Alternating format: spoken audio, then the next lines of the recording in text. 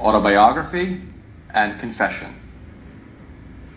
Looking back as an old man over the enormous output of his literary labors, sermons, letters, scriptural commentaries, philosophical dialogues, polemical treatises, theological meditations, Augustine pauses at the Confessions, whose genre of all his works is the hardest to determine, and notes with understated self-satisfaction that the 13 books of the Confessions still have the power to move him, to stir up his mind and propel his affection towards God. They have the power to do this as much for the 74-year-old rereading them as they did for the 43-year-old dictating them for the first time to scribes. Augustine started to write the Confessions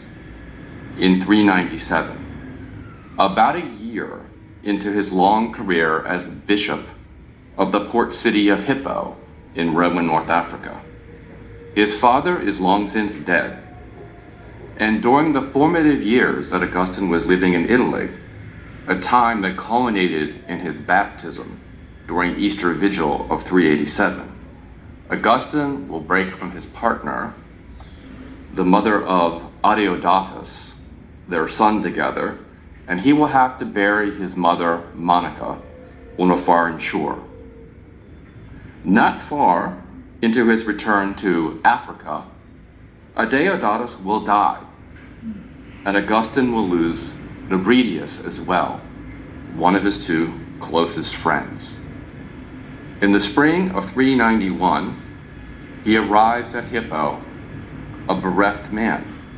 with plans to found a monastery and to live a quiet and largely solitary life. But instead, Valerius, the bishop of Hippo, sees Augustine among his congregation during a mass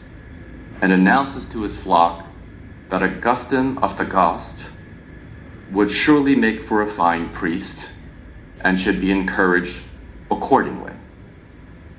In a few short years, the hastily ordained Augustine